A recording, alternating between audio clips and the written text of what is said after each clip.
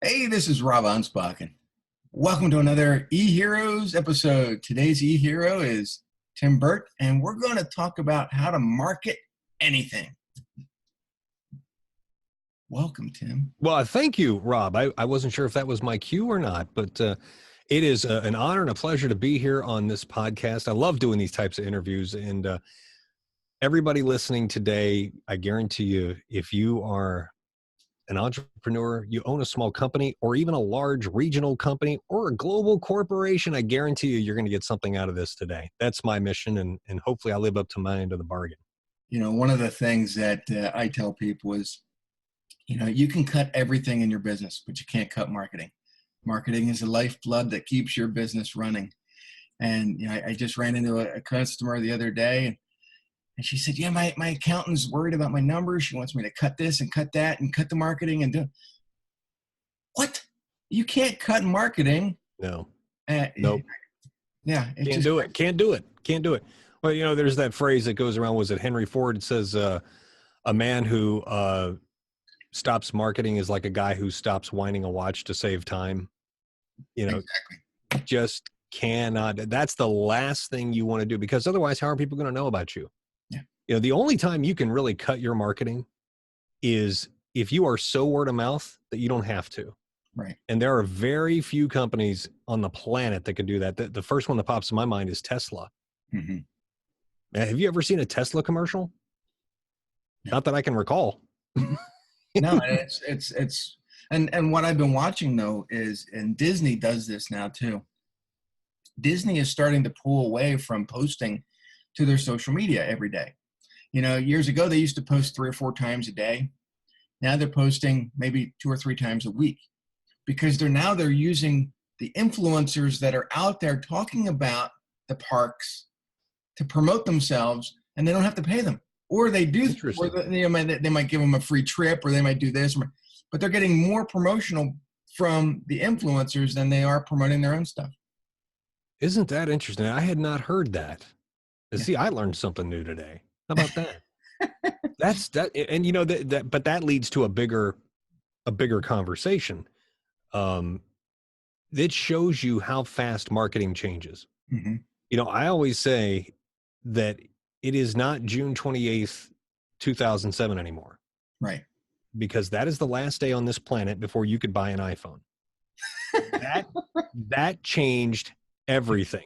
And I mean, it literally changed everything. And I was with CBS at the time. I was there for 16 years. And I remember when that came out, the iPhone came out, Steve Jobs did the big, keynote and all that stuff, the worldwide conference, and he holds up this phone. And I told the salespeople at the radio station, I said, that iPhone, what he's holding in his hand, I said, that is not a game changer. This is a paradigm shift. Everybody wants to talk about, oh, this is a game changer. This is a big, no. At that time, I said, think about it. We didn't have Instagram. We didn't have Twitter. We didn't have Snapchat. All of these apps that everybody uses now. You didn't have that. And now what happened is all of these media companies, the large ones, first off, they move at a glacial pace. Secondly, when they do finally catch up, the trend has shifted. Mm-hmm. That's why you're hearing all these DJs now, that even when I was at CBS and I left there 2 years ago, at that time, all the DJs were saying, well, I got to post 2 blog posts a day. Well, is that really necessary anymore?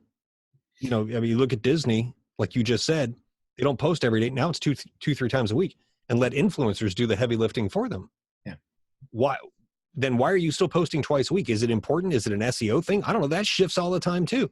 And the thing is, Facebook, Twitter, Google, Instagram, all these big tech companies, they move the goalposts whenever they want, wherever they want, and they don't have to tell you. Right. Well, as someone who's written a book on SEO, one of the things that I see is happening is it's all about the user experience. So you could be writing these blogs all day long, but if people aren't commenting on those blogs, Google doesn't care. Yeah. And they're not going to show your stuff out there because it's not getting engagement. So if you're going to write stuff, if you're going to post it on your website, you got to get eyeballs on that thing. You got to get people commenting and sharing it out. Otherwise, Google's not going to help you. Yeah. Yeah, you're absolutely right. And the SEO thing, I mean, that's, I've tried for years to figure out the SEO thing, and it just let somebody else handle it. Yeah. It's just another thing in your plate that a lot of business owners, especially small business owners, and God love them. I mean, they're the backbone of the U.S. I mean, they really, they do. You talk about doing the heavy lifting. It's the small businesses in this country. Well, SEO is necessary. Oh, no doubt, no doubt. And so is pay-per-click. And I was never a big fan of pay-per-click. But I've hired people on my team that have worked wonders for my clients. And lawyers and doctors have this tendency to overspend on Google AdWords, or now it's called Google Ads. And some of them are paying 15, 20, $100 a click. That's ridiculous. Wow. So, my team we have this system now in place that we've gotten these clicks down to almost 98 cents a click. I mean, that's just, now you can have more traffic coming there without spending a lot of money. Yeah. Which, it's saving our clients, big money. But that's the problem. We have marketing bombarding us from all kinds of avenues, and people are so confused. They don't know where to go. That brings a great point. First off, anybody who does not know who I am or has not heard of me before, maybe you're a fan of Rob's, but I have more than 30,000 commercials to my name around the world, and spent 25 years in radio. And this is on every major platform you can possibly think of. Done ads for Toyota, South African Airways, Pontiac, Gray Bar, Burger King. But the bulk of my work has come with the small businesses all around the world. Everything from a learn to speak English class in India to a boat reupholstery company in Antigua, a bra shop in Mozambique. This is, that's why everything that you see behind me, or if you're listening to this, is under the Market Anything umbrella, marketanything.co. Mm-hmm. Because when I was in radio and I worked for CBS here in St. Louis, two very, very, very large radio stations, and I was responsible for about $30 to $40 million a year of their ads, and also did stuff for the Cardinals and the Blues, and still do stuff for them from time to time.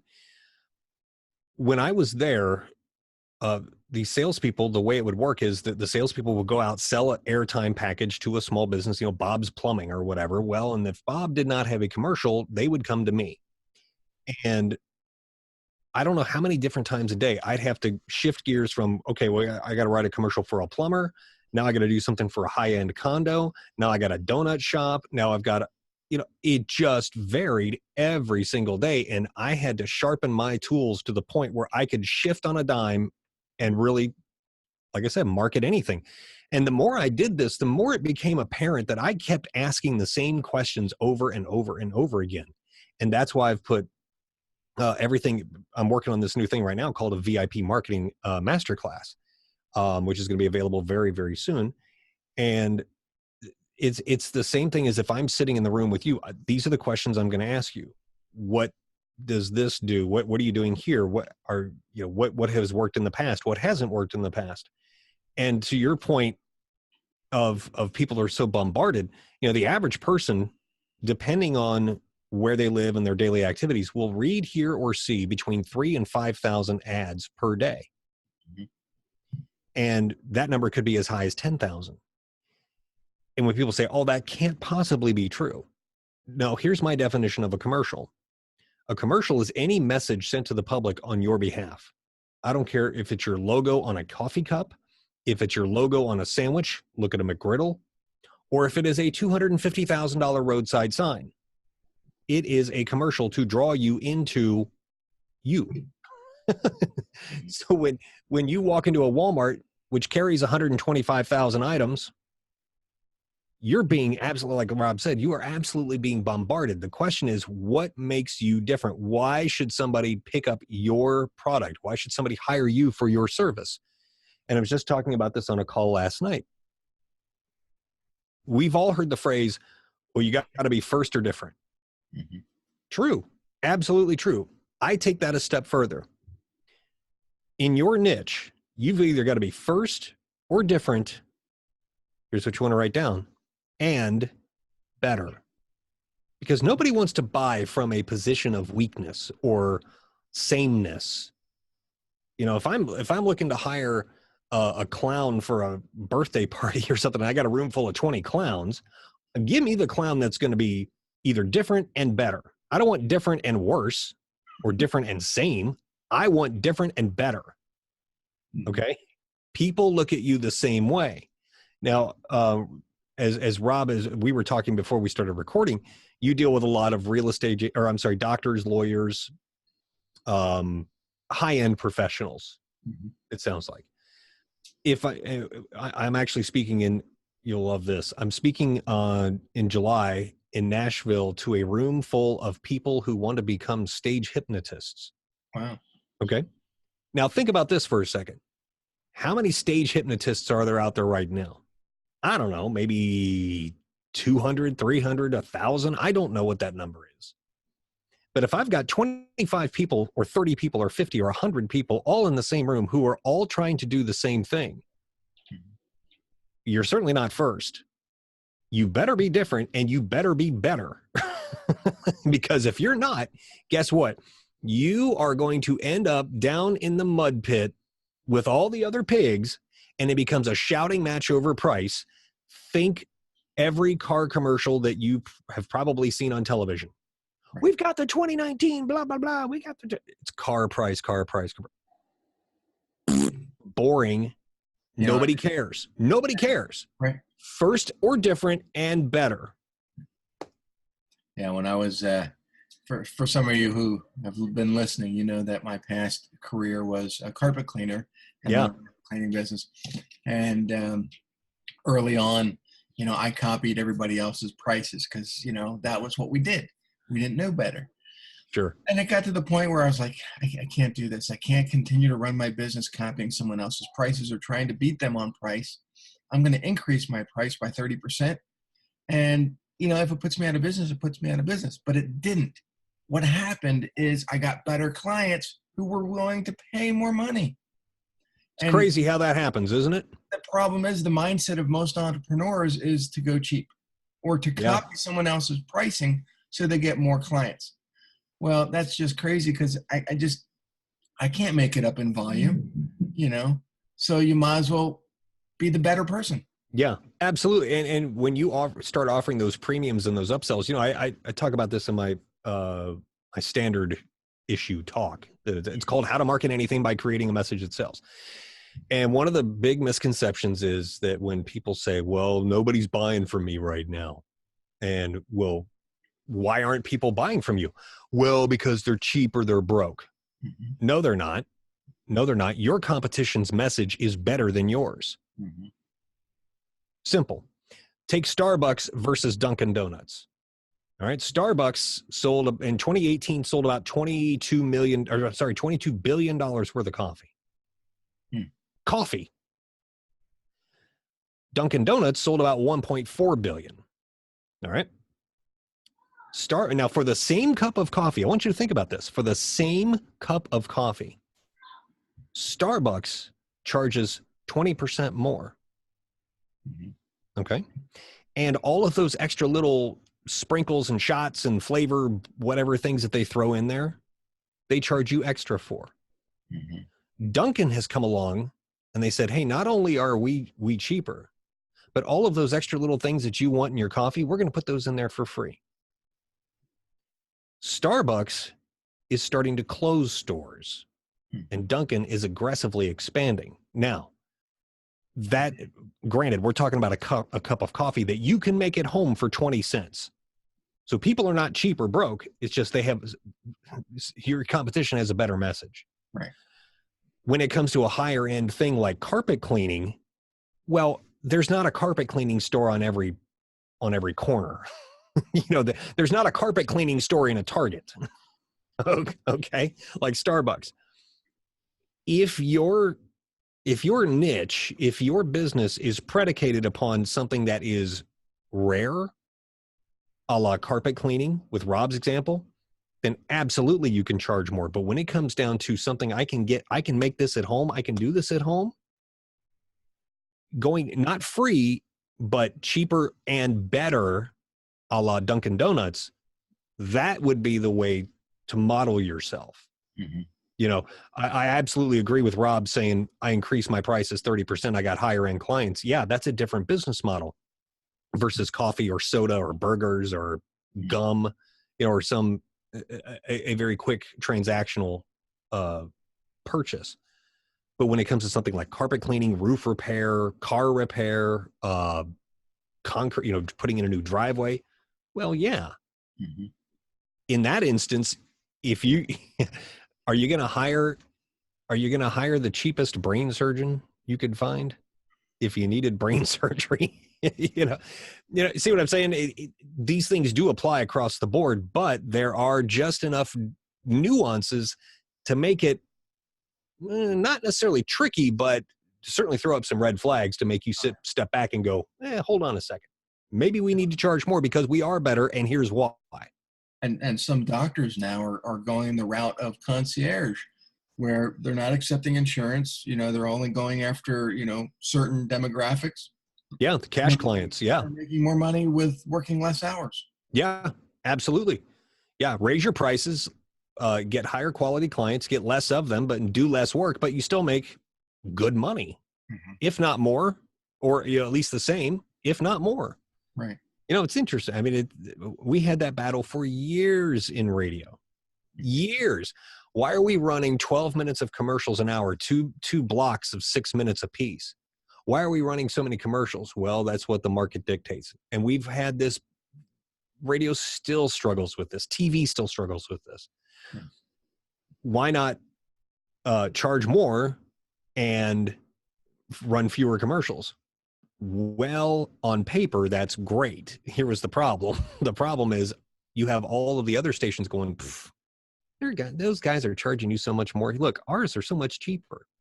Oh, okay. Sometimes the market forces are nothing that you can control. And if that's the case, you got to play the game. You got to learn how to make up that money elsewhere, right. You know, on another tangent. Talking about playing the game, YouTube and Facebook. I mean, YouTube right now is just outrageous when it comes to commercials. I was watching a 5-minute video and was interrupted 3 times with commercials. Yeah. Try doing that stuff on radio or TV, and consumers are going to lose their mind. Oh, yeah. Yeah. You know, I did a video about this where I talk about weaponized advertising. It's on the front page it's on the videos page of marketanything.co, where I can't back this up, but you just kind of reinforced it. Depending on the type of video that you're watching, especially on Facebook, they're trying to turn themselves into a TV model. And by that, I mean, you know, if you're watching a sitcom or a drama show, a crime show or something, and you know, you write it in first act, second act, third act. Well, right at the end of that first act, right when there's that cliffhanger, oh, time for a commercial. Got to keep you hanging on. Yeah. Facebook is trying to do the same thing. YouTube trying to do the same thing in certain instances. And it depends, I believe, in the type of information you were trying to get off of YouTube. And it seems like that even watching a music video, they're doing this a lot now too. People are adverse to ads enough. Why are you making them hate them more? Right. I don't get this.